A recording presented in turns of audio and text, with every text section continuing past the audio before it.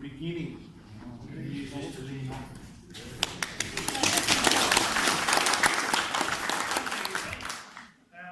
My face and my wife's face is probably strange. Some of you, not strange, but for the last 15 years we've lived down in Painful.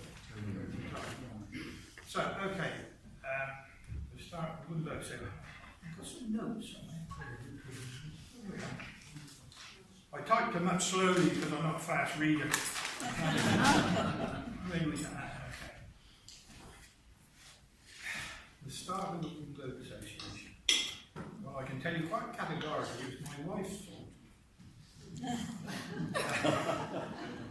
So I asked her one day when we were living in Glen Waverley, it was a golf day, and I said, look, when you come back from golf, pop into Marine Timbers and get me some epoxy, which she did.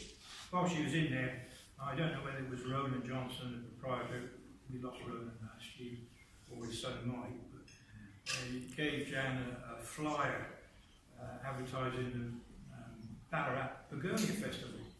And the interest was that this festival had a little note saying Classic Wooden Boat Festival as well. So we rang up to find out, yes, we're going to have a festival on Lake Wendouree. So we went, took a boat, and there were about 12 boats there from them. And one of the guys up there, a school teacher called Richard Munn, he lived in Ballarat, so I don't know whether that made him a Ballaratan or not, but he said, oh, come over to our place on a barbecue, which we did. And the conversation got round to why don't we form a bit of a club. So the idea was put the word out, and perhaps we should have the meet back in Melbourne. So Jan and I said, okay, well we can have it in our home in Glen Waverley. Right, so we put the word out, and a couple of weeks later, the date was set.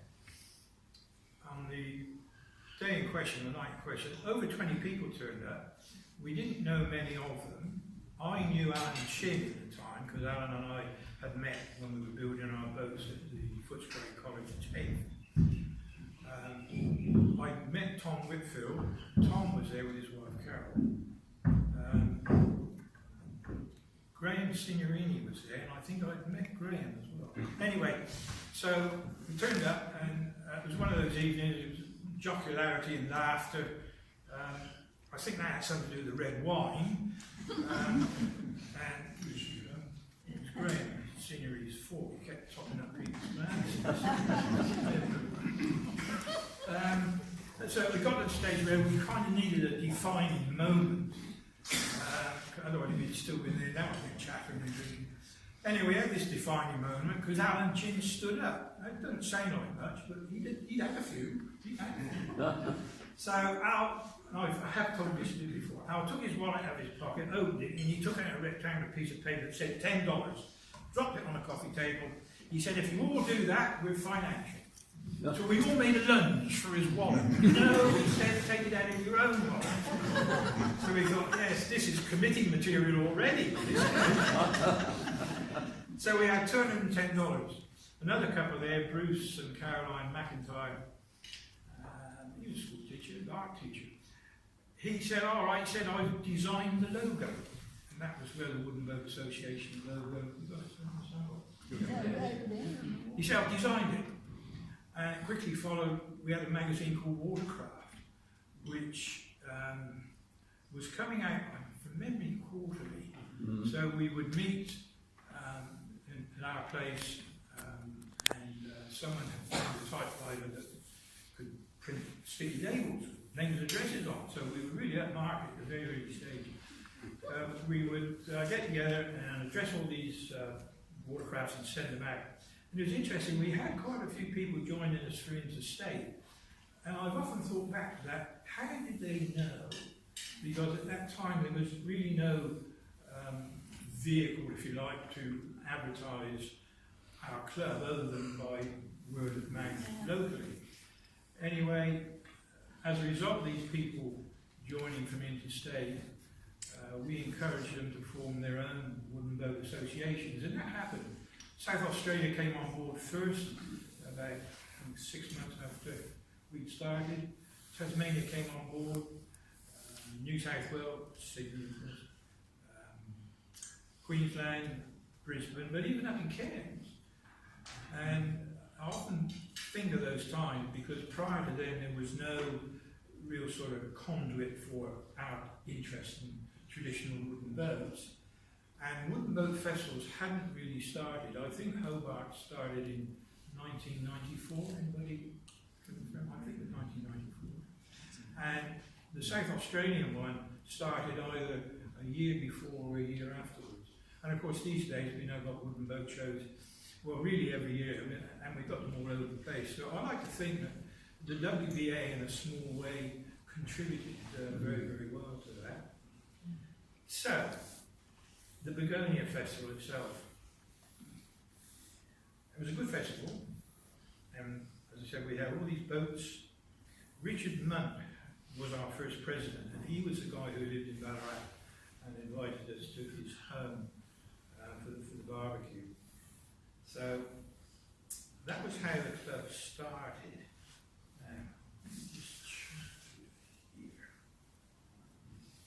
I'd like to just touch on a few highlights. Look, over 30 years I can't remember anything, but there are a few highlights I'd like to touch on, and forgive me if I miss some which you feel should be touched on today. The big one, of course, was the design and build of Begonia, our club boat. That was a Tom Whitfield design.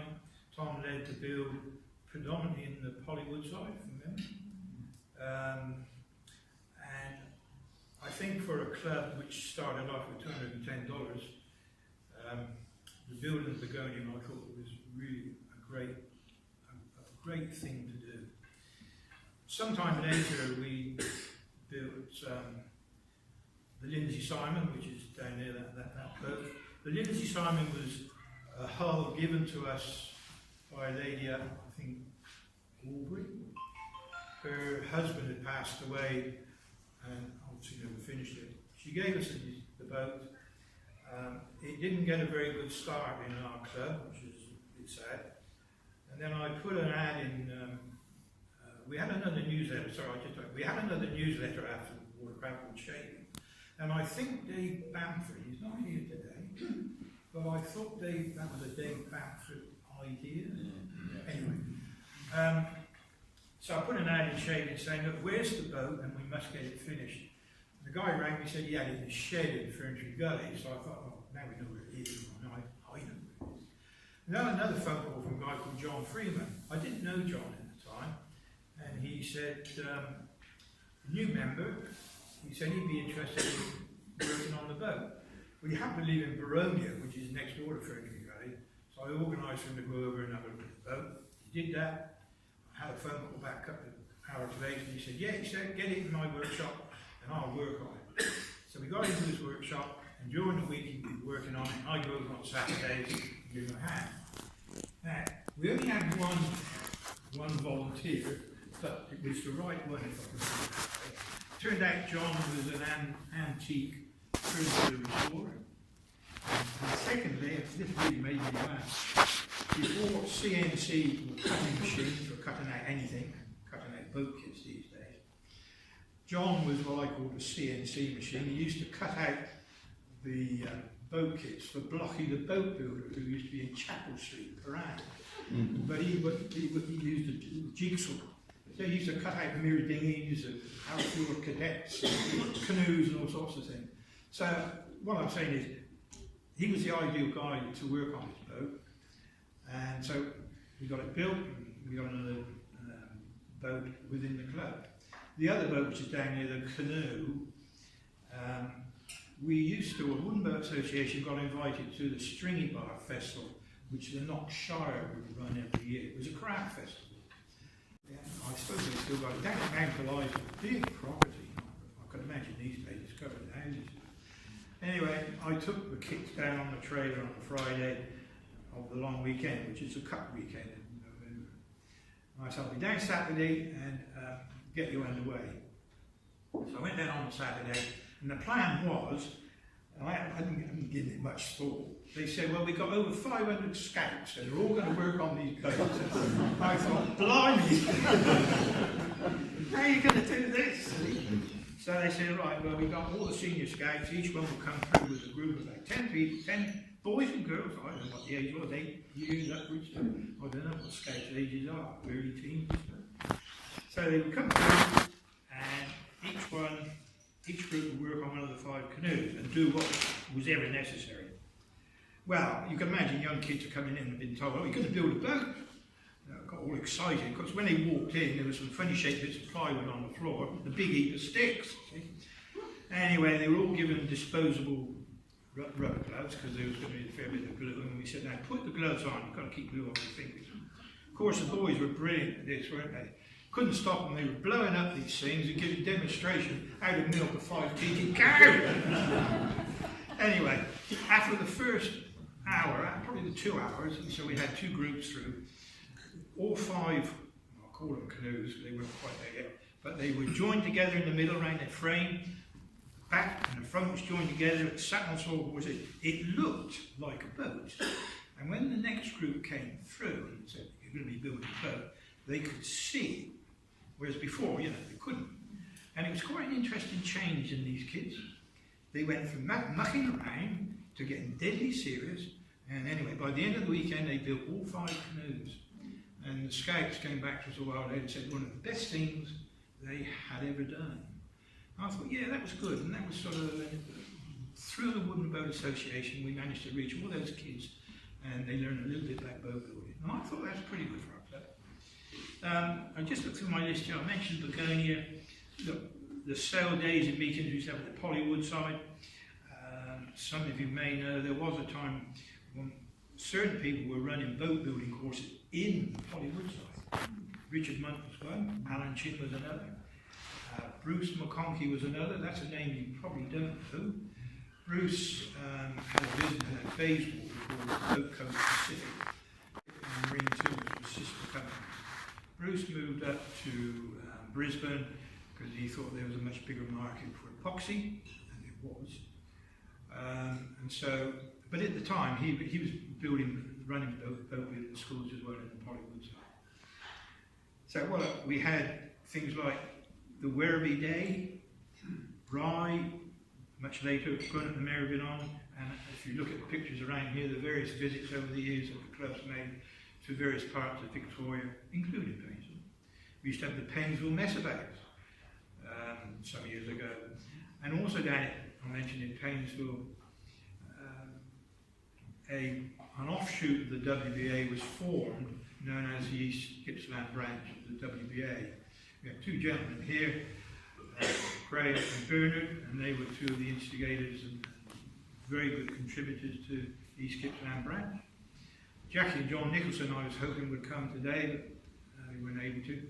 2 names I'd like to mention because they were also very, very major contributors.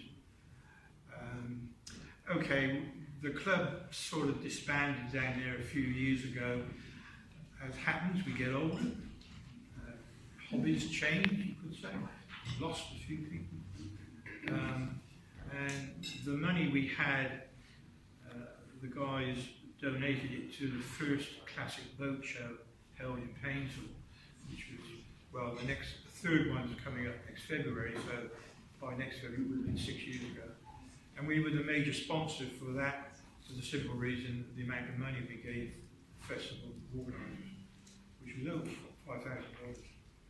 I thought I think there were about 40 of us on and off down there. I thought that was a pretty good effort once again for a small group of people. Yeah, okay. I've mentioned Alan Chin's name a few times. Jan and I have known Alan Chin and his wife Jenny probably since 1981. 1981, 82? Yeah, and Alan and I became very firm friends, obviously, when we were working together at Footscray College at TAFE. That was lots of fun. And I thought to myself, this is a good guy. And as we've seen over the years, he's been a major contributor to this club. He's not here today, certainly his health's not the best. We spoke to Jenny a few nights ago and she said he won't make it to here. So we're going to hope to catch up with him on Monday. But yeah, it was very very, very sad. But I don't want to leave it on a sad note. I want to tell you a couple of funny things with Al. Al built that Footscray. I live on about a 10-foot dinghy. I could keep thinking it's a Herreshoff dinghy, but you built the Herreshoff dinghy, didn't you, Greg? Wasn't yours a Herreshoff one? Yeah. So I don't know whether it was a Herreshoff, but anyway, we were out here one day. He said, "Come on, go for sale." So I jumped in the boat with him. Now I don't want to brag, but neither of us are what I would call expert sailors. You see. I said, "What are we going to do?" He says, "We're going to do a circumcision." I said, "What?" He said, "A circumcision of the leg." I said, "You mean navigator?" "Yeah, no," he said, "it's the same thing, it's just that they use different tools." All right then. So we got out in the lake, see, and I said to her, "This circumcision's not working." I said, "The boat seems to just want to go over there." And I said, "Well, I thought we were going to go that way." "Yeah," he said, "I noticed that." I said, "Well, you did put the rudder on, didn't you?" He had a look. He said, "It's there." I said, "Well, why isn't it steering the boat?" He had another look. "Oh," he said, "it's not in the water." It was a shallow rudder, you see, and because I was sat right at the front of the boat, my weight had the bum of the boat out of the water. So that's why we weren't going anywhere. So I moved back to the boat a bit, we got the rudder back in the water, and the circumcision started. So I said, it was a busy day out there, and I think I don't know whether they were racing from here. It might have been they were racing from Al. I said to Al, "Look," I said, "there's a lot of boats out here." I said, "You have to be careful." I said, "There's rules of the road out on boats when you're racing." I had done a little bit of racing, nothing serious. Anyway, I said to Al, "Now we must observe the port and starboard rule." I said, "What that means is if we're sailing along on what we call starboard tack, so the sails on that side, the left side of the boat, wind's coming from here." I said, "If the boat happens to be on this side, we got right of way. So if it's getting a bit close, there's a chance of a collision, you have to shout out starboard. And whoever's on that boat should know to keep out the way." Al said, "Right, we got that." So I said, "Just remember that rule, port and starboard." Okay, so now we got on a bit further, and blow me down, there's a boat not far from us on our port side. And I said, "Oh, you better, it's port and starboard, you better tell him." He stands up in the boat, I mean, it's not that big, he shouts out, "Port!" I said, "No," I said, "It's starboard." "Starboard," he shouts. The bloke looked at him, he said, I was very quick, he said, "We're having a lovely day, we're having a lovely sail." He said, "When we get back to the clubhouse," he said, "I'm going to have a glass of port." He got away with it. So, yeah, it was a funny day with Al. You had an answer for everything. The other little thing I'd just like to mention with Al, we were over at the South Australian Wooden Boat Festival in Galway. Al took over his Willie boat, varnished, some of you would have seen it, I'm sure.